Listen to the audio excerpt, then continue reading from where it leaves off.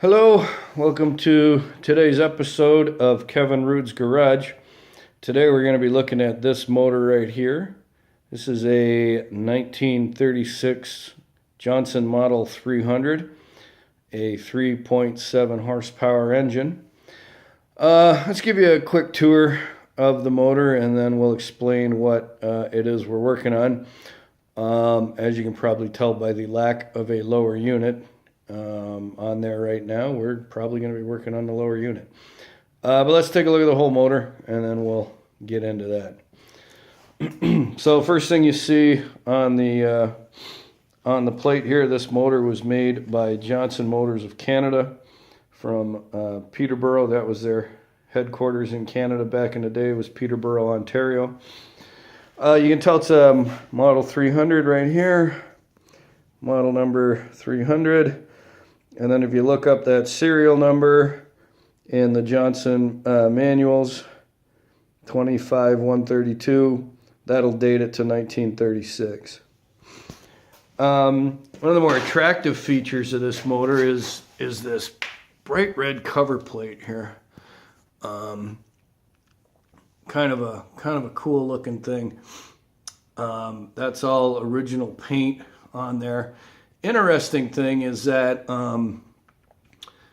right behind that plate, or this whole unit right in here, this whole front bracket, the carburetor is cast integrally into that, which kind of made cleaning the carb, which I've already done, kind of made cleaning the carb a little difficult. You can't just submerge it in a bucket of carb cleaner, such as this bucket that I have right here. You've actually got to clean it with spray carburetor products, because that carb cleaner in that bucket I just showed you, that'll take that paint right off of there and kind of ruin that, ruin the good looks of it. Another thing on this motor that was kind of cool, I just picked it up this winter of 16-17, but a lot of times one or both of these transom screws here will have one or both of those ears broken off, and both of these ears were fully intact. So that was kind of cool. Got some old spark plugs on there, some old spark plug wires. The decal on the back is almost gone. Not surprising for a motor of this vintage. It is 80 plus years old at this point. I'll have to check some pictures, but kind of in and around this muffler exhaust area, I'm pretty sure there's something missing here. I'm not entirely sure what, but there is something missing there that I'll have to figure out. Another interesting thing about these motors is these brackets here that keep the leg fastened to the motor. And again, you'll notice I got the lower unit off. The reason I have the lower unit off, when I started the motor, it started up great, even on those nasty old plugs. I think it started on the second pull.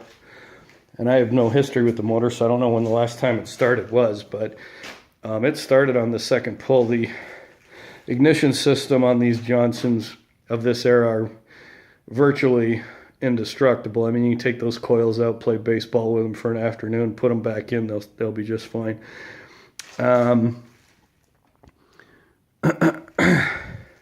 Just noticing, if you ever pick up one of these, there's serial number listed right there as well. You'll notice that it matches the same serial number as we have on the top here. Looks like it's 25182, not 132, as I see a better stamping over there. Anyway, still in 1936. So anyway, yeah, the motor started up great, but was not pumping a lot of water. And I kind of wanted to show what's going on there. That's why we've got this thing apart. See where that water's coming out there? That's your that's the water outlet. If you're not familiar with outboard motors, almost all of them are water cooled, and what that means is they'll pump water up from the lake, run it around the cylinders, around the outside of the cylinders to keep them cool, and then spit the water back out as you saw coming out here. So I got the lower unit off that would scoop up the water, but from the part that's still on here, the water would come in this inlet here, run up around the cylinders as I pointed out there, and then come out where we saw the water there. So like I said, I wasn't getting any water through it, so I'm trying to figure out why. So one thing we're going to look at is what's going on with this part of the cooling system. Make sure it's up to snuff, and if it is, then we'll go check out the lower unit that I've already removed and see if there's any problems there. So what I've done for this is I just got this thing, which, you know, kind of looks like a turkey baster, but is, I think it's actually some kind of battery refiller is what they called it at the auto parts store, but it's basically the same idea as a turkey baster. So we're just gonna squirt some water in the outlet here, see if it comes through out to here, which would be the inlet, and that'll tell us, you know, whether or not there's any obstructions in this area. So there, just put some water in. All right, now maybe we'll blast it. And there you can see the water coming out the end there as I filled it with water, and I'm now shooting air through it. So that is, you know, that area there, now you can see the water coming out. That's nice and clear. There's no blockage in there, no dirt, no grime. The other thing that can happen with these is if you leave water in them over the winter, the copper tubing that's in there can actually collapse. The ice will force it to collapse, and then the water can't get through either. But as you can see here, does not seem to be our problem in this case, as you know, with a shot of air, we're able to squirt that water right out of there. So that tells me that the problem with the cooling system is not in here. The problem with the cooling system is in the lower unit. And we'll go take a look at that lower unit now and see if we can figure out what's going on there. Okay, welcome back. We're no longer in Kevin Rood's garage. We're now in Kevin Rood's Fortress of Solitude. Give you a quick tour of the Fortress of Solitude here. It's in an undisclosed location on the Kevin Rood estate grounds. As you can see, we got a number of projects going on. We got 3 flambeaux sitting there looking mighty debonair. Got a Chris Craft Commander in various states of undress. What we got back there? Some kind of Mercury and some kind of Martin. What we got here on the table? Well, there's my Mercatronic ignition tester. There's an old lamp that I'm not sure what I'm doing with that. Oh, I know. I'm going to take an old leg from a boat motor and maybe make a lamp out of it. There's the business end of a Clark troller. There's the rest of the Clark troller. That'll make a good video whenever I get around to doing that. There's your Commander gas tank. Spark plug wires. It's back there. Looks like a box of parts of some kind. So anyway, that's a quick look at the Fortress of Solitude. Back to the Johnson Model 300 lower unit. Here it is in all its glory. The one thing about these Johnson units of the day is they had to be airtight in order to work, in order to pump the water. And how the unit would work, you can see this screen right here. That would be the water inlet. It would come in there. There's a piston pump in here, and the piston pump would then pump the water up to the top, and this would hook up right here with a series of copper tubing to the part of the motor we saw earlier in the video. Pump it around the cylinders and then let it out.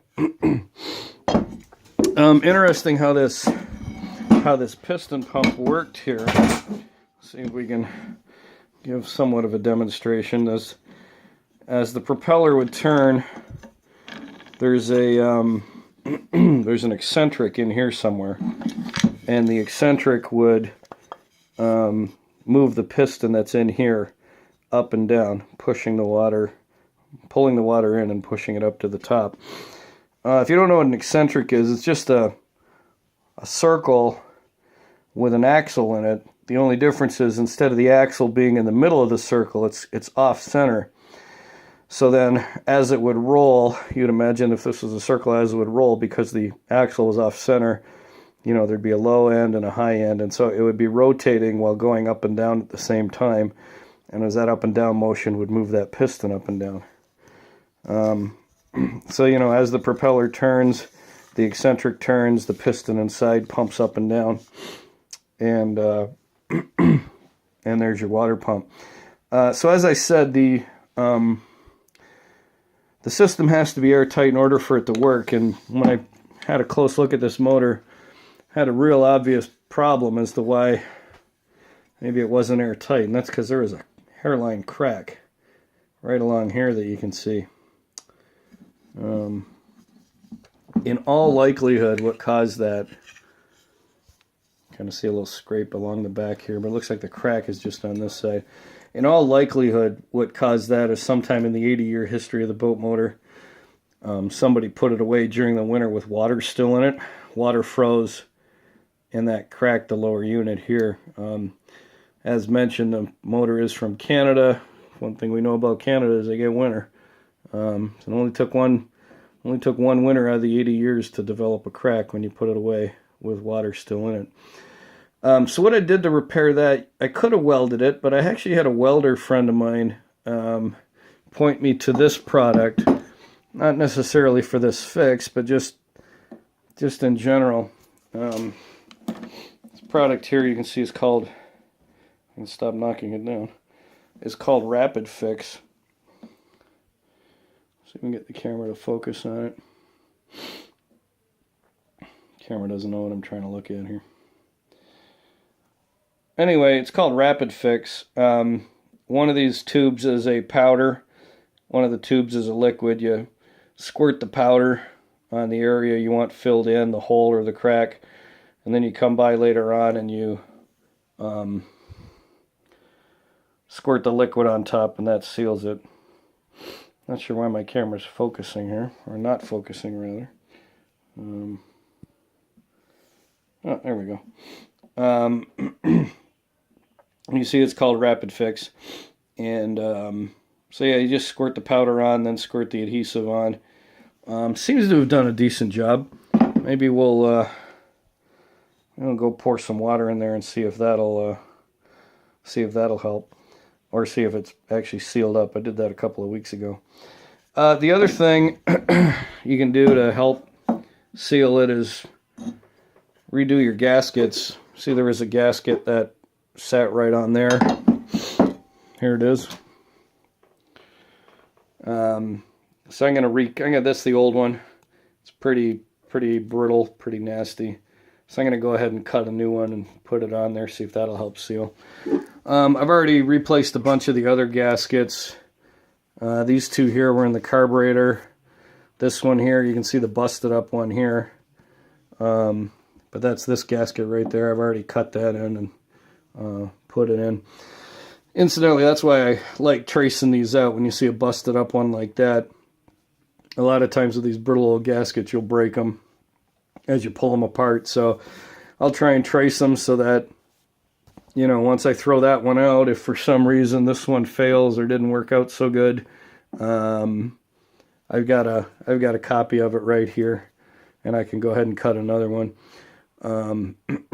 And then, you know, with this sheet of paper here, you can just scan that into your computer and it's saved forever, and you can print it off if you ever need it again. So that was another thing we did for trying to seal or to get this thing airtight.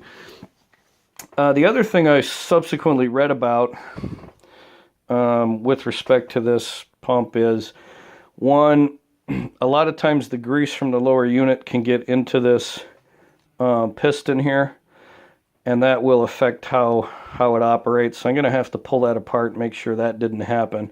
I read about that kind of after I put it back together. So we'll make sure there's no grease in there. The other thing is there's 2 ball valves in there, and I honestly can't remember if I have both the ball valves or not. So I'm going to pull that apart and make sure they're both in there. It's one of the problems with trying to fix a boat motor that you don't have a manual or a diagram with, is if a part's missing, you don't really know if it's missing. So I'm going to make sure I got both ball valves in there, and we'll see. We'll see how that looks.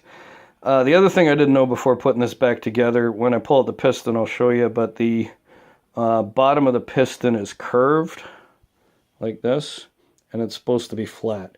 And the reason it's curved like that is because it's just worn out on that eccentric I was talking about earlier. And somebody told me I can just go ahead and grind that flat again.